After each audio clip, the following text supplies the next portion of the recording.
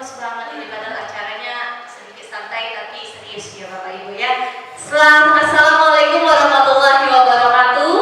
Waalaikumsalam warahmatullahi wabarakatuh. Baik Bapak Ibu, hari ini seperti yang sudah kita janjikan kemarin, kita akan mengikuti kegiatan desiminasi budaya positif yang akan dilakukan oleh rekan kita, salah satu angkatan guru penggerak di angkatan 11 di tahun 2024 ini, yaitu Pak Ervan Wahyudi. Tepuk tangan dulu buat Pak Ervan.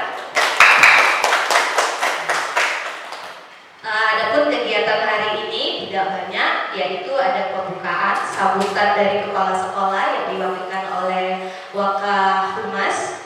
Selanjutnya ada acara inti dan penutup. Ada baiknya kita buka kegiatan ini dengan mengucap basmalah. Baik, selanjutnya mari kita dengarkan kata sambutan dari kepala sekolah yang diwakilkan oleh Wakahumas kepada Pak Ferry. Kami persilakan.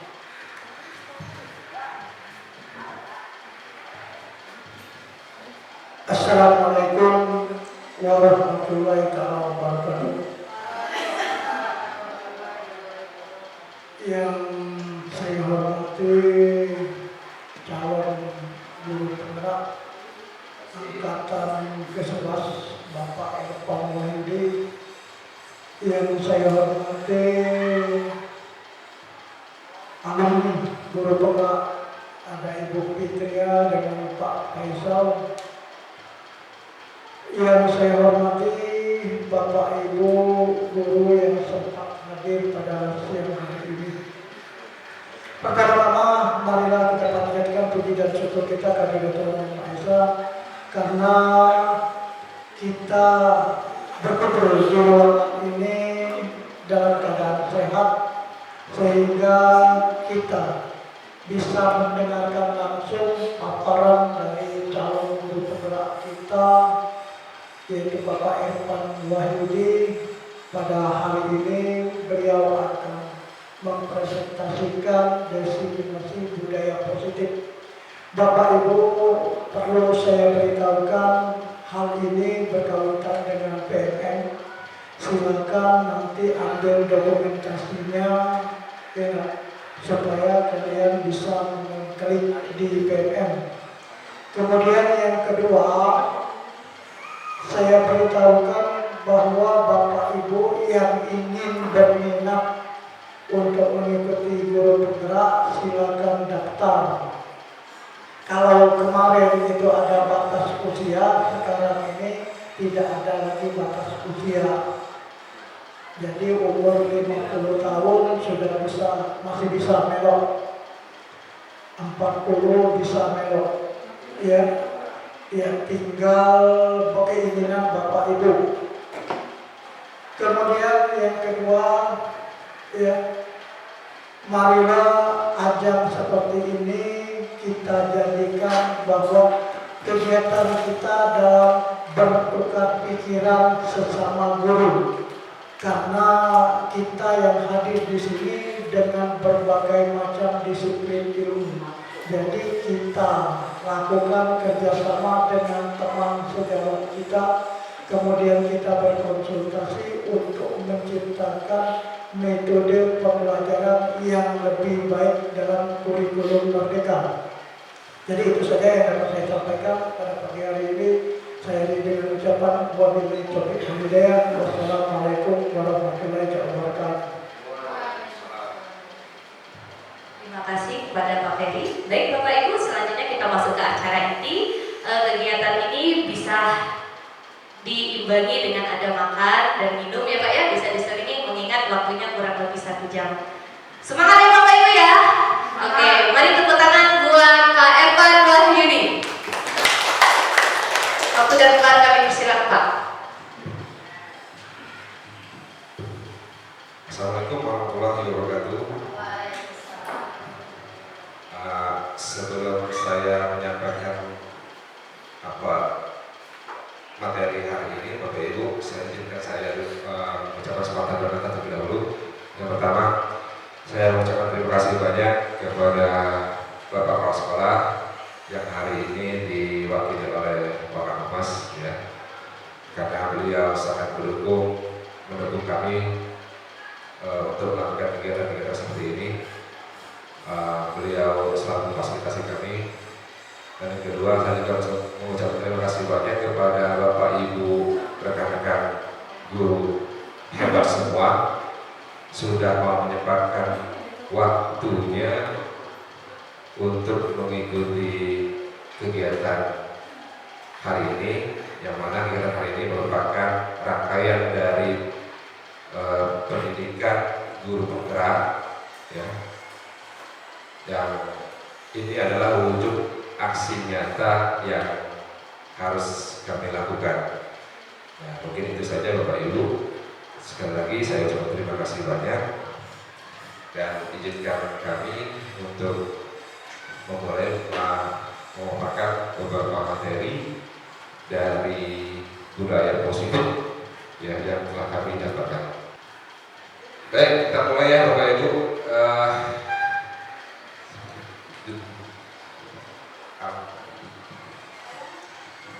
Diseminasi budaya positif ini ada di modul 1.4 di materi guru penggerak, ya, judulnya budaya positif.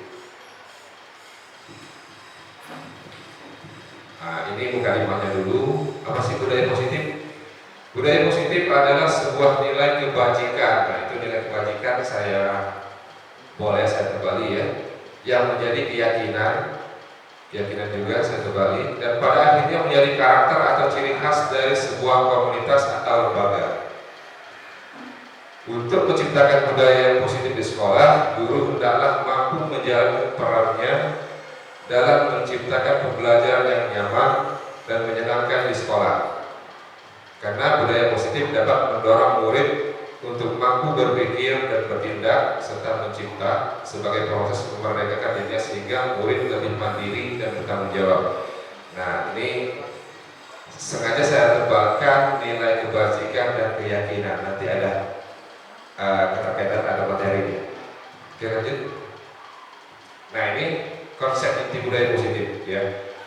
Ada 8 materi di dalam konsep budaya positif. Ada perubahan paradigma belajar, disiplin positif, nilai-nilai kebajikan, kebutuhan dasar manusia, motivasi perilaku manusia, posisi kontrol guru, keyakinan kelas, dan segitiga restitusi. Oke. Baik, yang pertama, pembelajaran dengan paradigma baru. Pembelajaran paradigma baru adalah pembelajaran yang berorientasi pada penguatan kompetensi dan pengembangan karakter sesuai dengan nilai-nilai Pancasila. Itu juga saya terbalik ya. Pembelajaran paradigma baru yang memastikan praktik pembelajaran yang berpusat pada murid, yang mana setiap murid belajar sesuai dengan kebutuhan dan tahap perkembangannya. Di sini disebutkan ada nilai-nilai Pancasila. Ya. Nilai-nilai Pancasila apa? Nah, ini ya. Profil pelajar Pancasila. Pelajar Pancasila adalah terwujud pelajar Indonesia sebagai pelajar sepanjang hayat yang memiliki kompetensi global dan perilaku sesuai dengan nilai-nilai Pancasila. Itu maksudnya nilai Pancasila tadi. Jadi di profil pelajar Pancasila ada beberapa dimensi, ya. Nah, ketika Bapak Ibu, nah ini seharusnya ketika semua guru itu harus memiliki visi sendiri dulu, ya. Setiap guru seharusnya memiliki visi individu terlebih dahulu, visinya apa, atau bercita-cita apa, atau apa yang diharapkan dari siswa kita ke depan. Ya, nah itu visi individu terlebih dahulu seharusnya.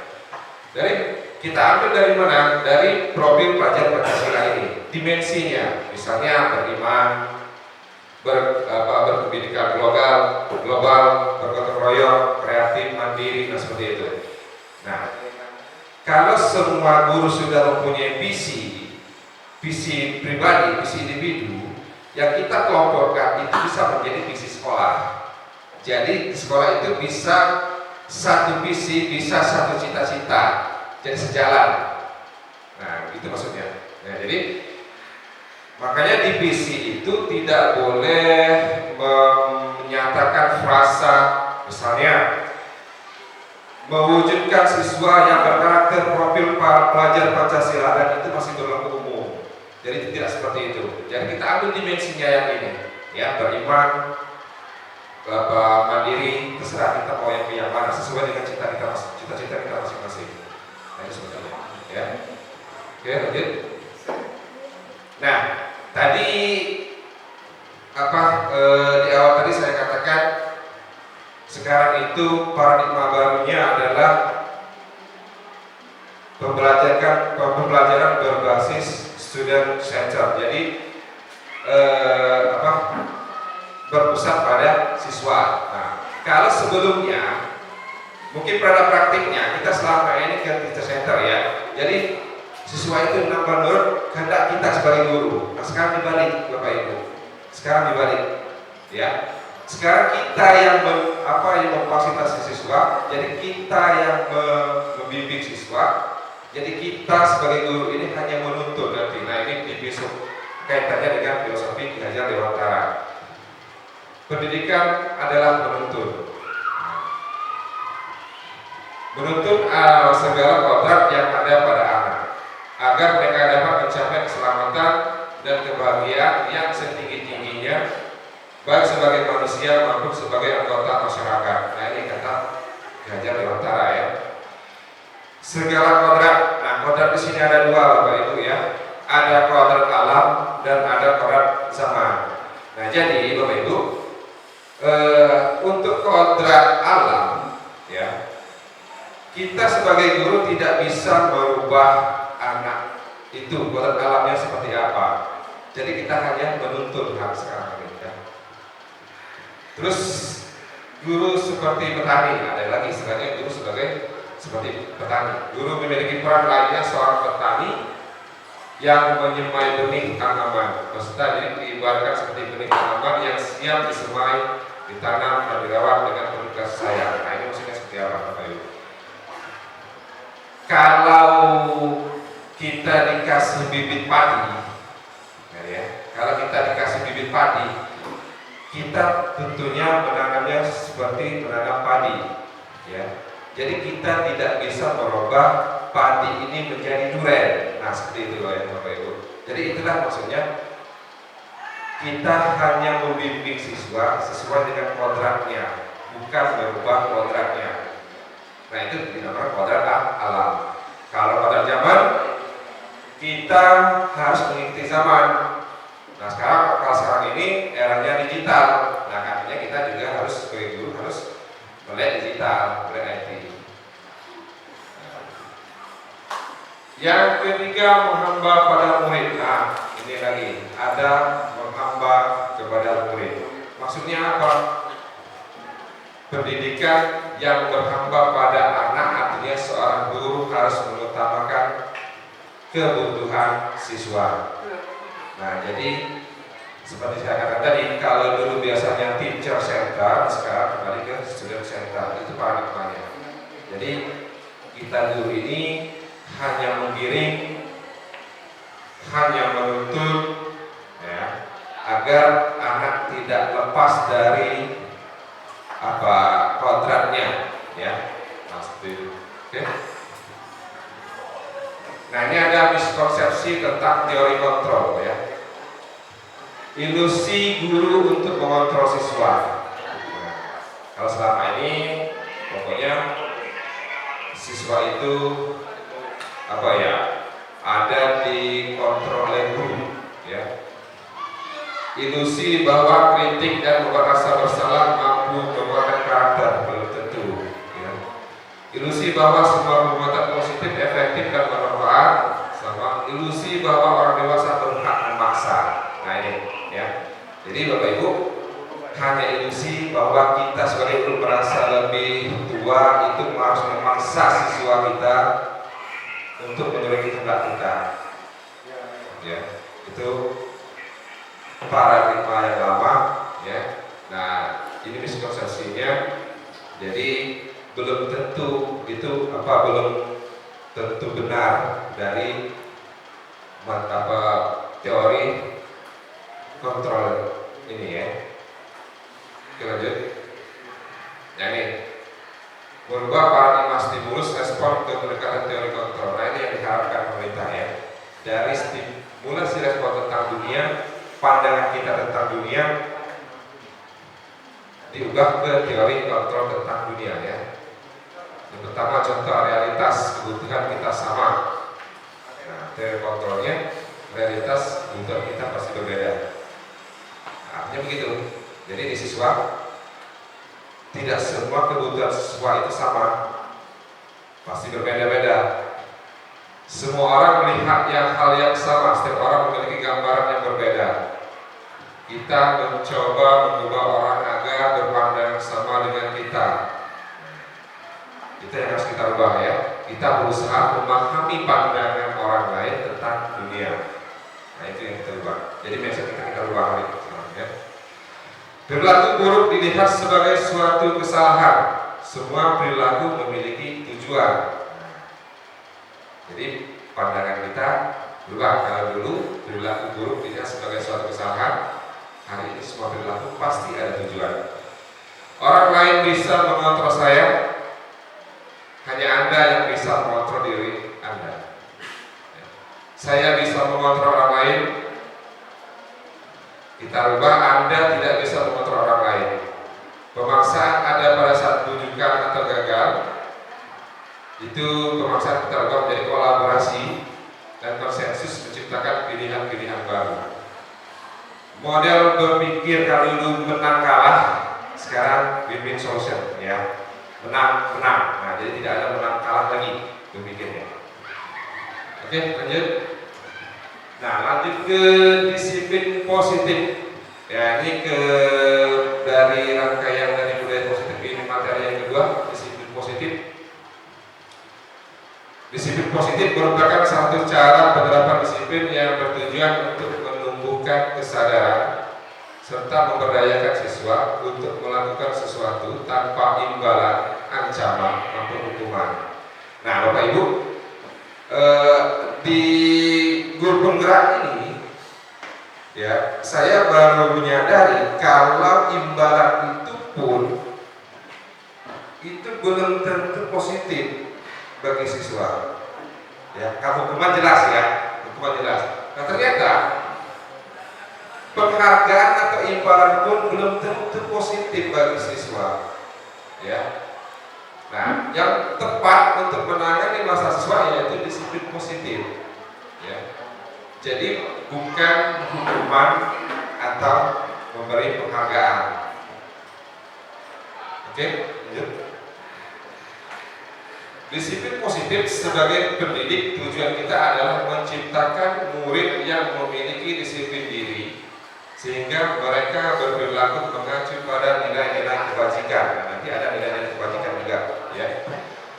Secara universal dan memiliki motivasi intrinsik, motivasi yang dari dalam diri sendiri ya. Dalam berubah perilaku ke arah yang lebih baik. Oke.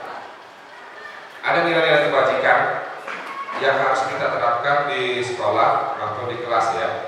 Nilai-nilai kebajikan universal adalah nilai-nilai yang disepakati bersama, lepas dari suku, bangsa, agama, bahasa maupun latar belakang. Artinya nilai kebajikan nanti itu kalau di kelas itu bisa disebut dengan keyakinan kelas ya. Nah itu kita buat secara bersama dengan siswa ya. Secara bersama-sama. Jadi ada suatu kesepakatan nantinya. Nah ini nilai-nilai kebajikan secara universal ya. Ada peduli, rajin, integritas, rasa hormat, keterserangan. Nah kalau sekolah sudah memiliki ini, dan insya Allah sekolahnya aman, bagus ya. Nah, tinggal kita bertanya kepada diri sendiri, sekolah kita sudah rasanya sudah ya, cuman mungkin ini masuknya kemana maksudnya itu ya. Jadi kita sudah terapkan sebenarnya, tapi kita belum tahu ini apa. Nah, seperti itu ya. Jadi itulah nilai-nilai kebajikan.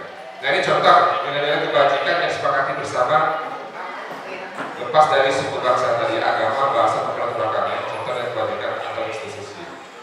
Kalau profil pajak Pancasila ini biasanya ya, ini biasanya tercantum di visi sekolah.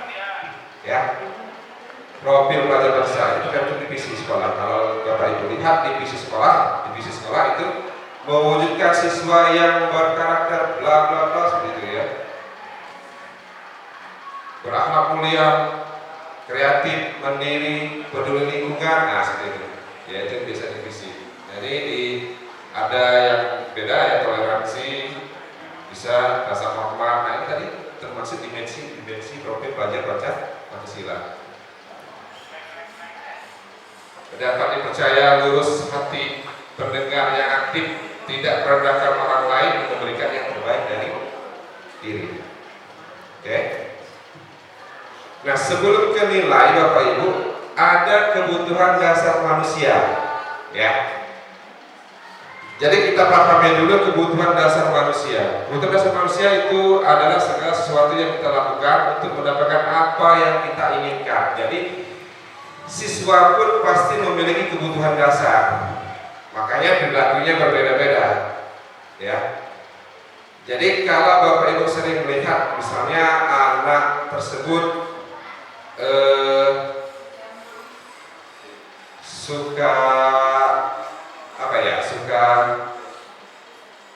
suka membuat orang ya di dalam kelas misalnya begitu kan. Nah mungkin dia kebutuhan dasarnya dia butuh pengakuan. Nah seperti itu, ya. Atau anaknya malas-malas. Nah kita lihat kebutuhan dasarnya apa.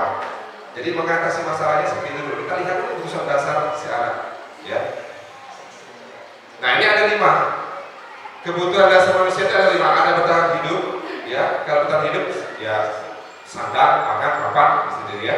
Yang kedua kasih sayang, ketiga kebebasan, keempat kesenangan, 5 penguasaan. Nah, jadi pola tingkah laku anak itu pasti didasari dari 5 dasar kebutuhan manusia ini, ya. Jadi kalau kita menemukan kasus di mana anak tersebut, ya, jadi kita pahami dulu anak ini kebutuhan dasarnya apa. Entahkah dia butuh kasih sayang, entahkah dia butuh kebebasan. Mungkin kalau kebebasan mungkin di rumah selalu dikekang. Nah diungkapkanlah di apa istilahnya, dikeluarkanlah di sekolah oleh dia. Jadi itu timbulnya ya. Kesenangan, kekurangan ya, penguasaan, butuh pengakuan seperti itu ya. Oke. Ini ada motivasi perilaku manusia. Motivasi merupakan kekuatan penting untuk memulai dan mempertahankan perilaku berorientasi tujuan. Ketika kamu termotivasi, itu akan lebih mudah bagi kamu untuk mengambil langkah menuju apa yang kamu inginkan. Nah, jadi diharapkan siswa itu datang ke sekolah itu karena motivasinya dari dalam diri sendiri. Nah ya, bukan karena dari luar, misalnya takut kena hukum atau perintah orang tua. Nah diharapkan siswa kita itu memiliki motivasi dalam dirinya sendiri. Oke, silakan. Nah ini ya, misalnya siswa takut kena hukum, makanya dia rajin datang ke sekolah untuk menghindari ketidaknyamanan atau hukuman. Yang kedua, untuk mendapatkan imbalan atau penghargaan dari orang lain. Nah ini imbalan itu dari orang tua yang kalau kamu ke sekolah tunjuk duit 100.000 sehari, nah datang terus dia pasti kan gitu. Nah seharusnya mereka ada di sini untuk menjadi orang yang mereka inginkan, ya, dan menghargai diri sendiri dengan nilai-nilai yang mereka percaya. Artinya itu tadi motivasi intrinsik. Jadi ada motivasi dari dalam dirinya sendiri untuk sekolah itu, untuk menggapai apa yang mereka cita-citakan. Keenam, ada posisi kontrol. Nah ini kita sebagai guru ya Bapak Ibu. Sebagai guru itu ada 5 posisi kontrol. Nah nanti Bapak Ibu silakan bercermin sendiri ya. Bapak Ibu ada di posisi mana dari kelima ini? Ya. 1 penghukum, kedua pembuat rasa bersalah, ketiga teman, keempat pemantau, kelima manajer. Ya. Jadi silakan nanti kita lihat ada video, contoh ya, ada video. Nah, silakan Bapak Ibu bercerita sendiri posisi di mana kita kan selama ini. Oke, lanjut. Nah, sebelum ke video kita lihat dulu ya, posisi kontrol ada hukuman. Nah, hukuman itu kan biasanya tidak terencana, tapi murid tidak tahu apa-apa. Itu bersifat satu arah. Hukuman bisa berupa fisik atau psikis, bisa verbal atau non verbal ya. Kalau konsekuensi terencana sepakati takut, tetapi murid tetap tidak dibuat nyaman. Nah, diharapkan ada restitusi. Nah, nanti yang kita pelajari ini restitusi. Restitusi menciptakan kondisi bagi murid yang memperbaiki kesalahan. Proses kolaboratif yang mengajarkan murid untuk mencari solusi sendiri. Oke, lanjut. Oke, nah ini Bapak Ibu silakan kita lihat video dulu ya. Silakan simak, nanti kita bercermin diri di posisi manakah kita berada dari 5 posisi kontrol dulu tadi.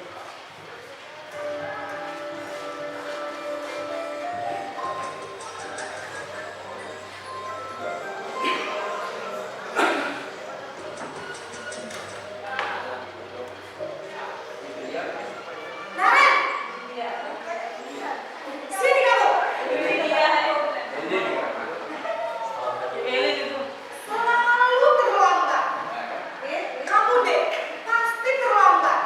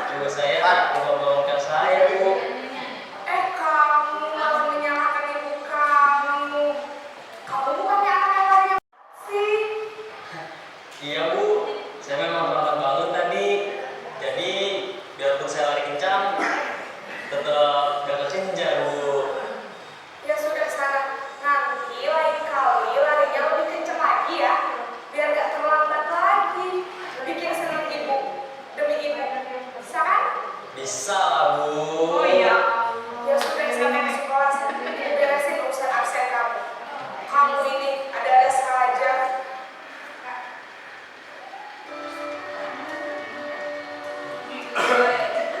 Mantap.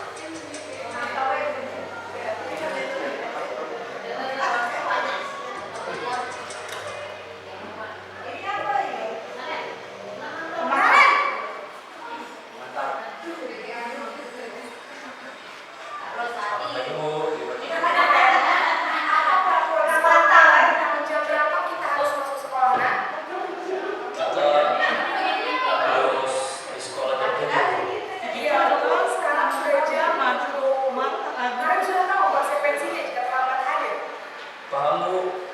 Saya harus tinggal kelas pas jam istirahat selama 20 menit. Iya benar, konsekuensinya demikian. Jadi nanti jam 9.30 pas istirahat, kamu harus tinggal di kelas, kerjakan tugas tambahan untuk ketinggalan kamu, ya. Baik, Bu.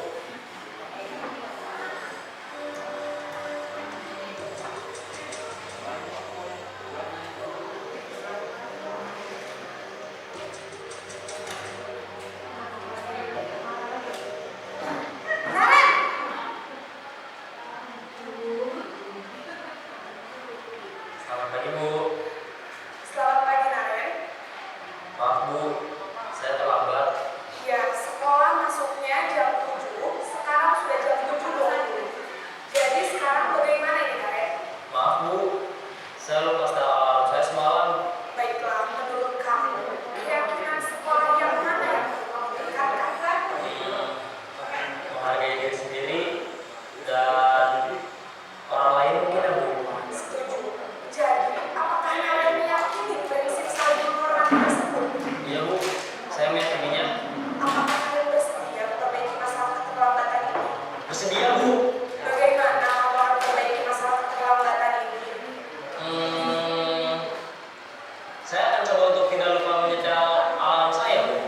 Baik, kalau kalian mau kita alarm di rumah, ada orang yang kira-kira bisa bantu mengingatkan tidak? Ada, Bu. Kakak saya, Kak Emma. Ada lagi selain KM? Selain Kak Emma, ada ibu saya. Baik, jadi yang mengingatkan Anda adalah Kak Emma dan Ibu Maria. Kira-kira akan mulai setel alarm kapan, Naren? Setelah pulang sekolah, akan segera saya lakukan. Baik, jadi Naren akan setel alarm untuk bangun besok pagi dan akan diingatkan oleh kakak dan ibunda Naren, ya. Ada lagi yang mungkin perlu dilakukan, Naren, agar tidak terlambat bangun lagi. Tidak ada, Bu. Baik, Naren, terima kasih untuk kerjasama kamu. Sekarang kamu perlu kembali ke kelas untuk belajar. Baik, Bu. Terima kasih.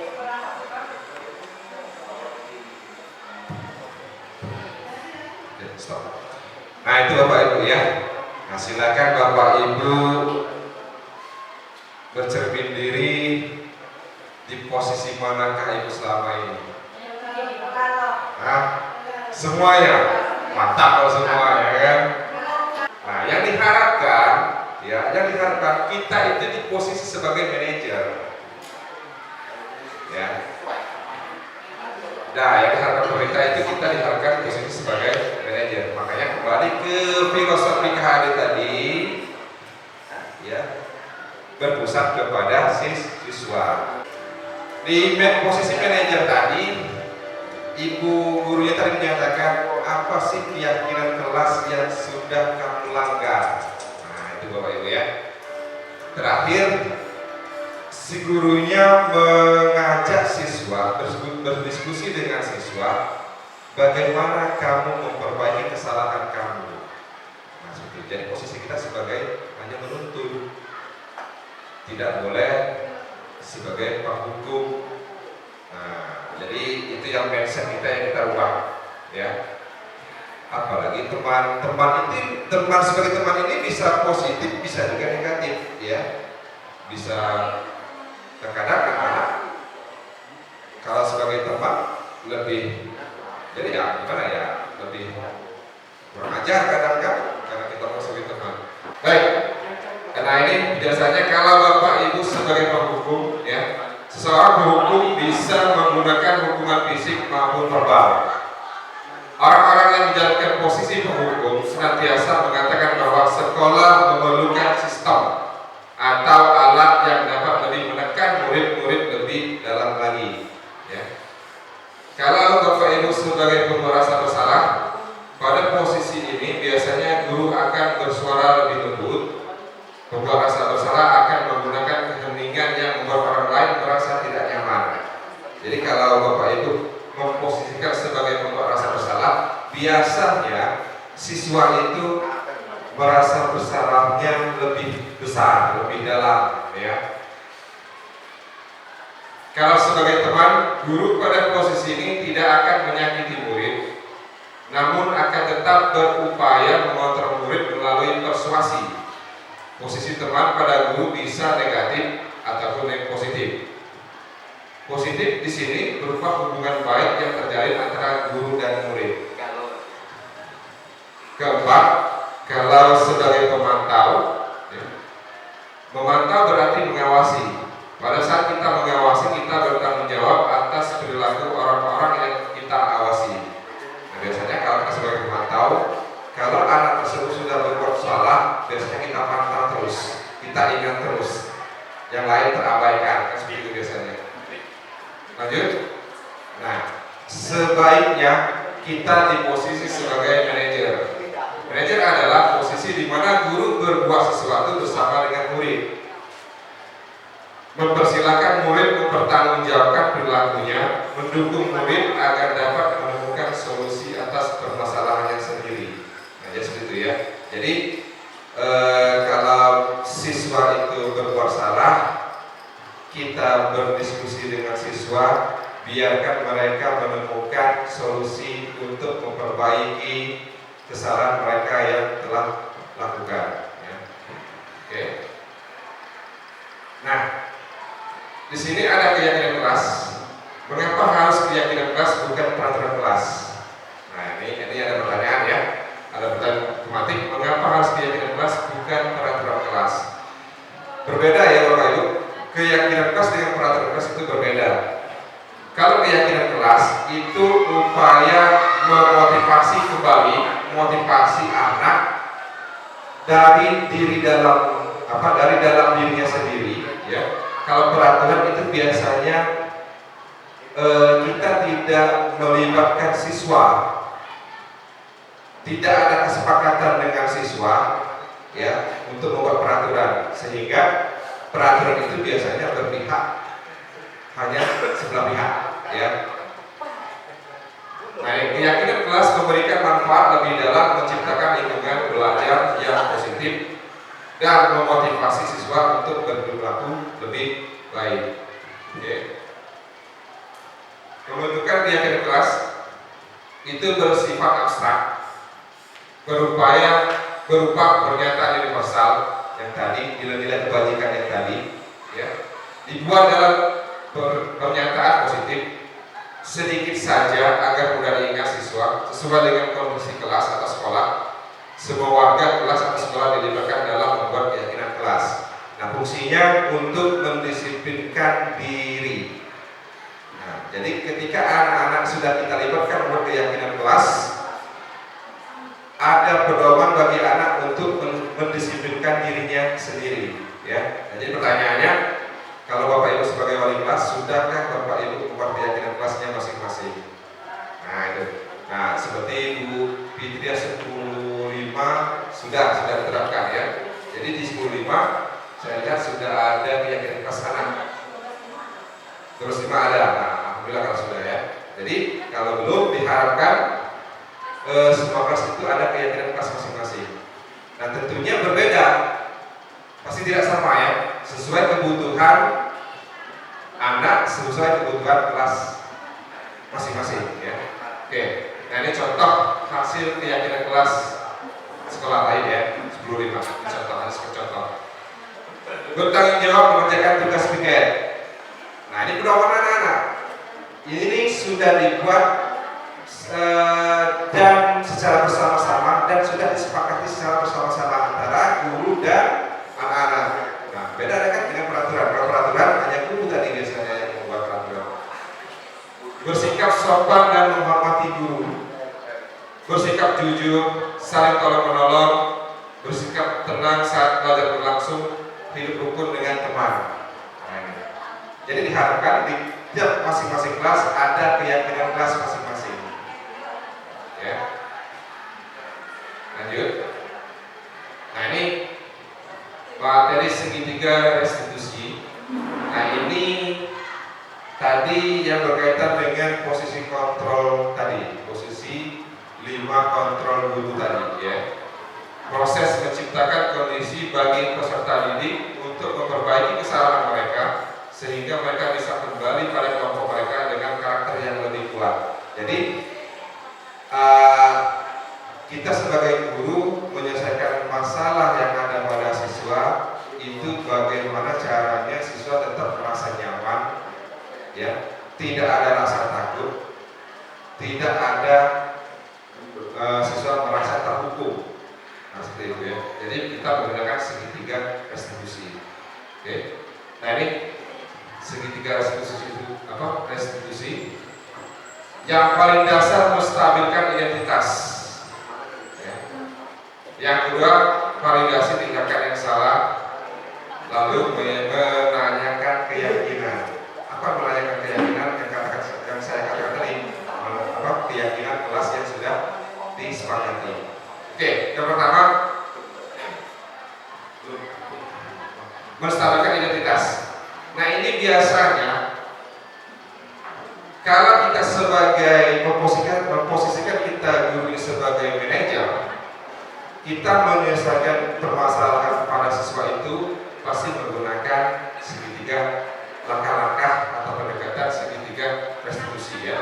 Satu, menstabilkan identitas. Itu biasanya ada kata-kata tidak apa-apa, semua orang pasti berbuat salah. Nah, itu menstabilkan identitas, ya.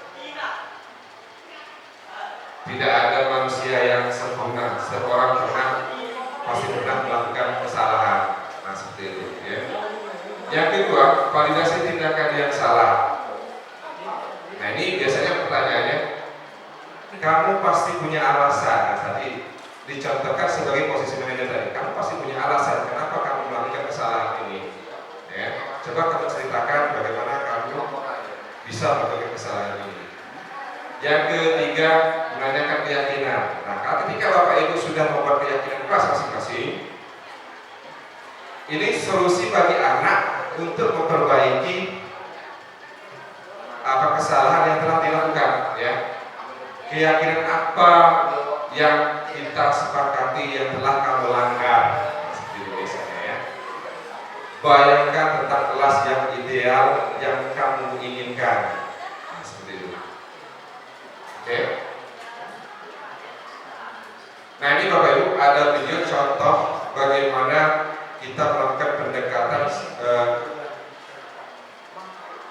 pendekatan secara segitiga restitusi, ya, yang memposisikan kita sebagai manajer. Kali ini saya akan menyampaikan simulasi praktek segitiga restitusi melalui skenario sebagai berikut.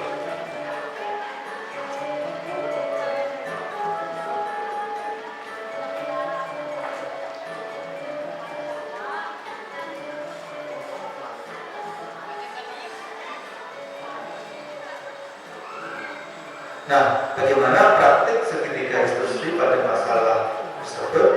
Silakan simak video berikut ini.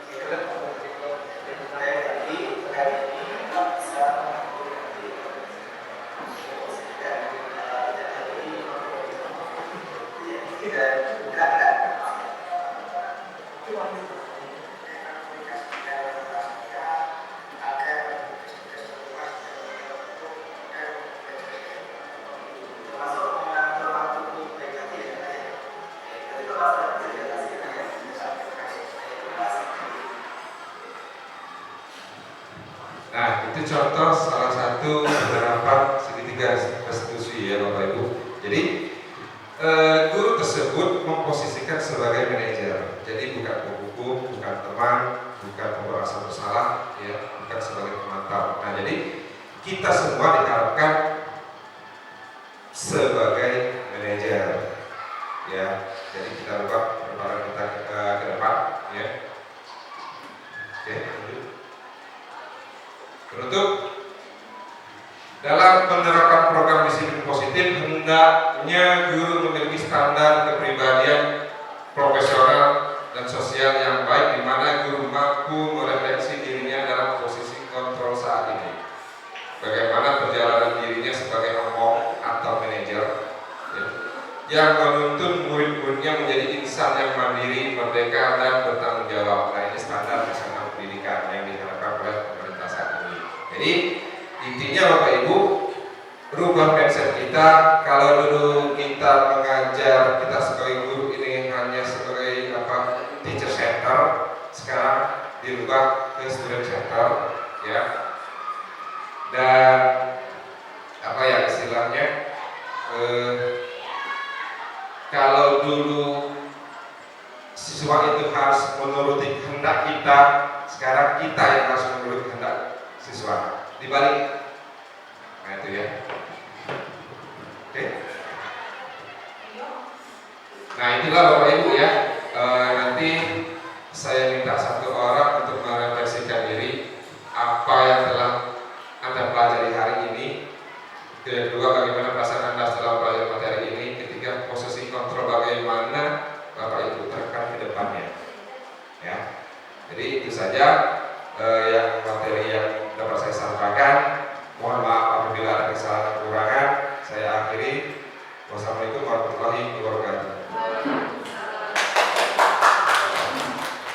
Wow, luar biasa sekali penyampaian diberikan oleh rekan kita. Beri tepuk salut dulu ya. Tepuk salut. Salut, salut. Salut. Yeay, tepuk tangan lagi lah kita ya, luar biasa hari ini Pak Evan sudah memberikan pemahaman berkaitan tentang budaya positif, di mana kita diingatkan kembali baiknya kita berada pada posisi mana yang selalu mengedepankan kebutuhan siswa kita. Terima kasih banyak Bapak. Sampai di sini kami buka sesi pertanyaan jika ada yang ingin ditanya.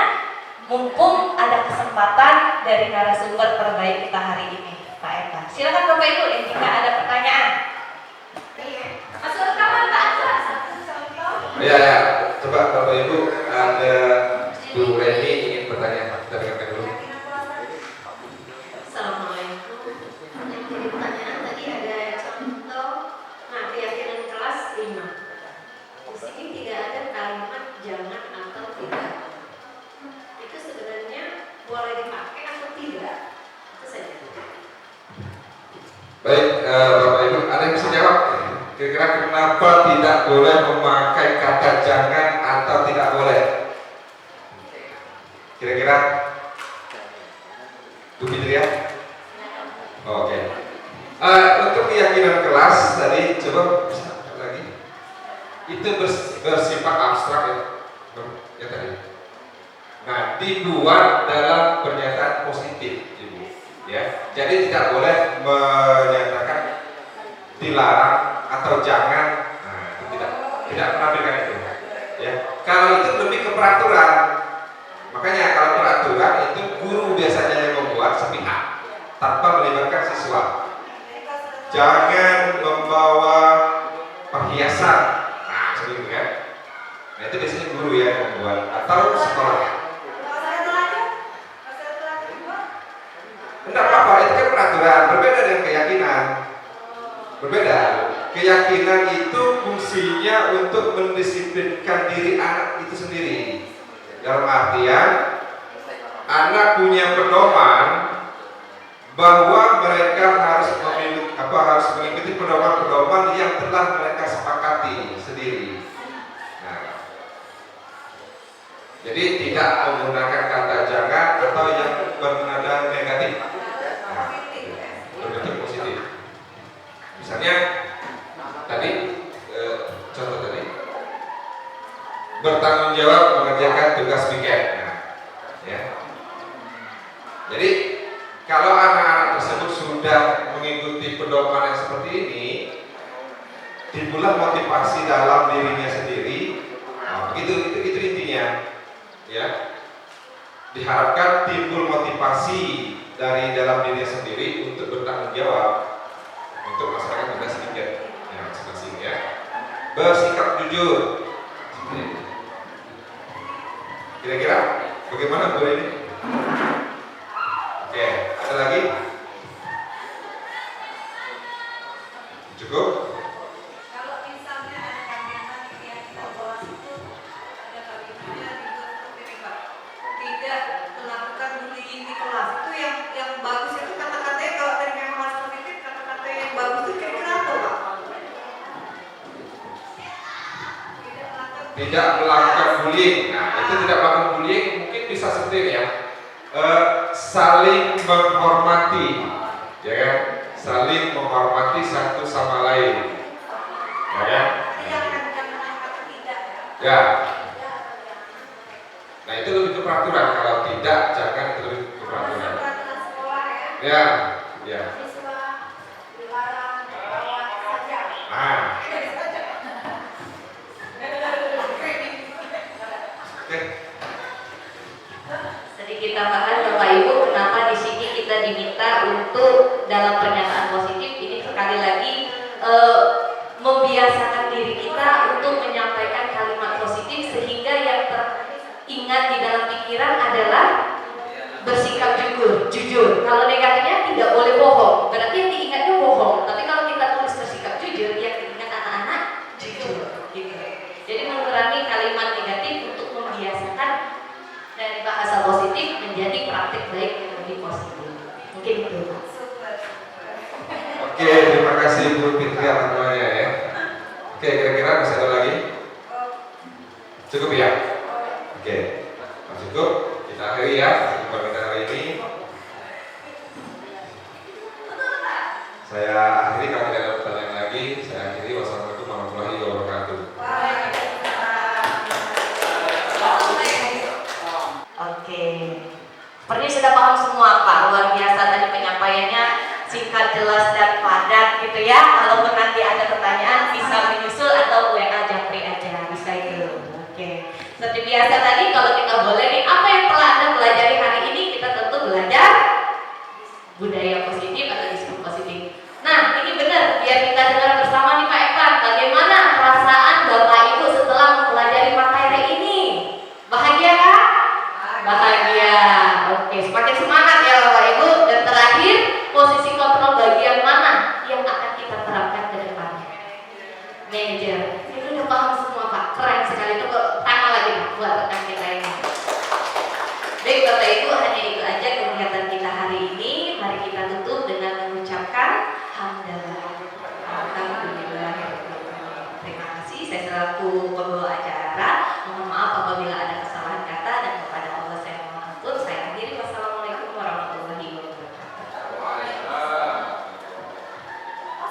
Assalamualaikum warahmatullahi wabarakatuh. Di sini saya Fitria Arisanti Siregar, rekan kerja dari Pak Evan, CGP Angkatan 11. Luar biasa, hari ini saya mendapatkan pemahaman dan ilmu baru berkaitan tentang disiplin positif. Saya sangat terkesan sekali dengan apa penyampaian dilakukan Pak Evan, karena kami menjadi tahu posisi mana yang seharusnya guru terapkan dan bagaimana kebutuhan siswa yang harus dipenuhi. Maka dari itu, mudah-mudahan kedepannya saya bisa memposisikan diri saya sebagai pendidik di posisi manajer. Tetap semangat Pak Evan. Assalamualaikum warahmatullahi wabarakatuh. Saya Faisal. Hari ini sudah mengikuti bimbingan dari Bapak Evan tentang budaya positif. Alhamdulillah banyak ilmu yang kami dapat hari ini. Sukses selalu untuk Pak Evan, maju pantang mundur. Assalamualaikum.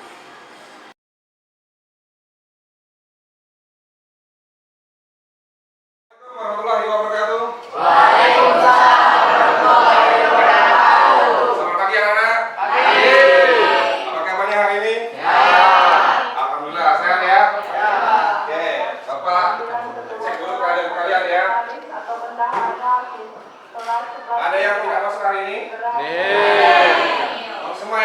Siswa.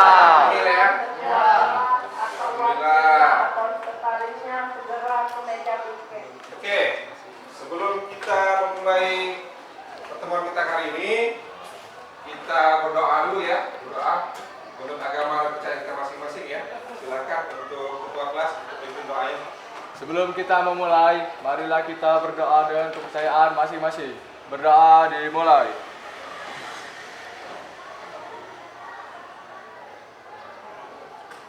Berdoa selesai. Oke. Nah, sekarang untuk pertemuan kita kali ini, Bapak mau tanya dulu ke kalian, ya. Kalian pasti punya mimpi kan? Punya cita-cita kan? Apa sih mimpi kalian atau harapan kalian untuk di kelas ini? Siapa kira-kira yang mau jawab? Ya, coba. Menjaga kebersihan kelas, oke. Siapa lagi? Oke. Saling menghargai ya. Oke, saling menghargai dan menghormati. Oke, yang mau jawab. Siapa namanya? Atila, Pak. Atila, oke Atila. Saya harap kelas ini bisa terus kompak dan saling merangkul satu sama lain.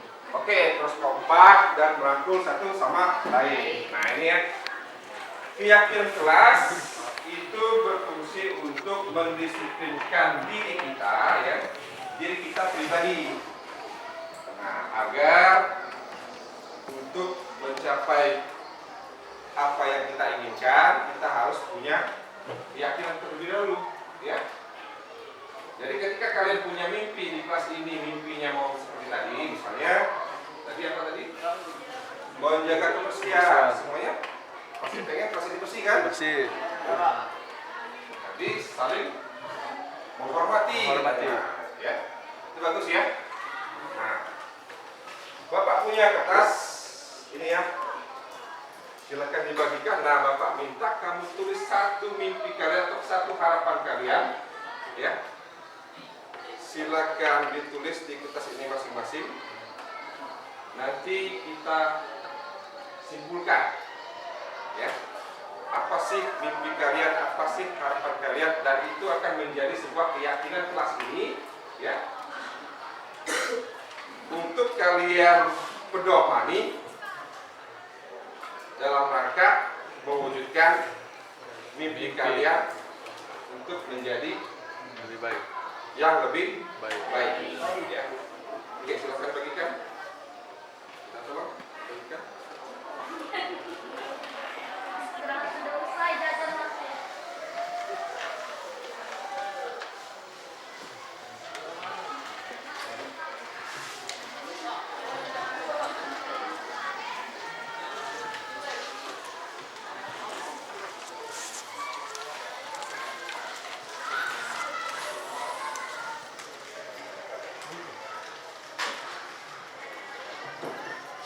Nah, silakan tulis masing-masing ya. Apa sih? Satu saja mimpi kalian atau harapan kalian. Cukup?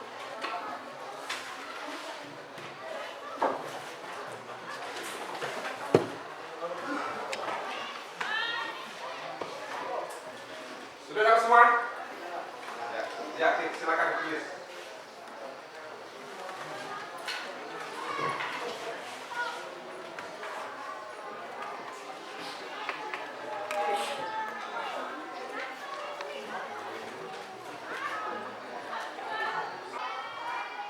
Yang sudah boleh kamu tempel di sini ya.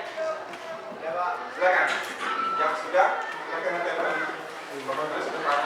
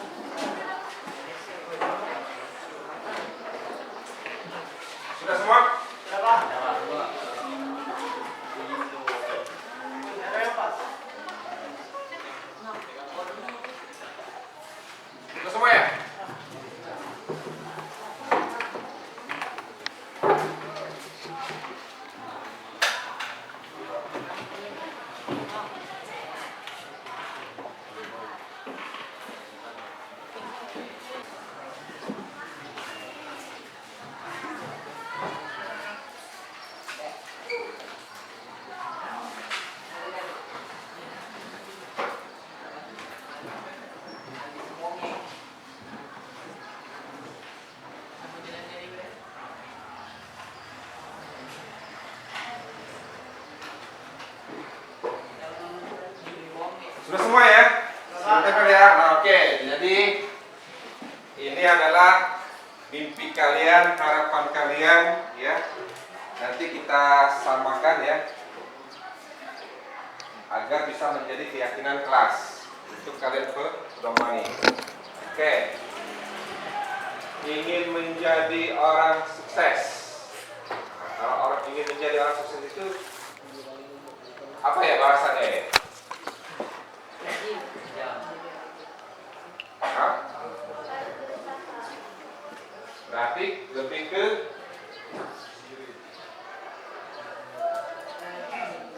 rajin ya?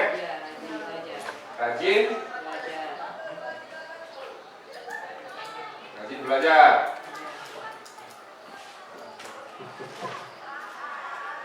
Atau mandiri ya? Mandiri juga masuk kan? Mandiri ya? Atau mandiri.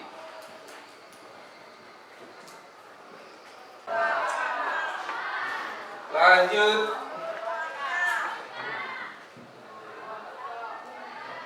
Merangkul satu sama lain. Artinya kompak. Ya. Kalau kompak apa? Solid. Kompak itu artinya apa? Kebersamaan ya. Kebersamaan.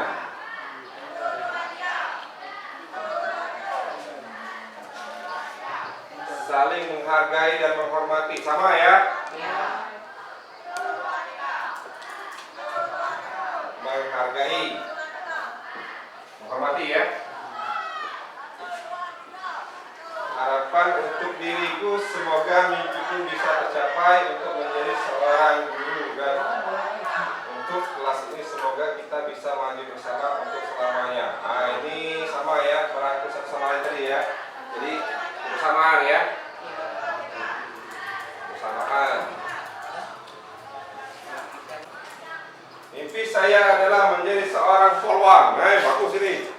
Harapan saya di kelas ini suatu kelompok menjaga kebersihan. Kompak tadi ya, bersamaan ya. Sama ya. Nah, menjaga kebersihan, saling membantu satu sama lain ya. Saling menghormati, saling menghargai satu sama lain ya. Menghormati, menjaga kebersihan, datang tepat waktu, disiplin ya. Maksudnya disiplin.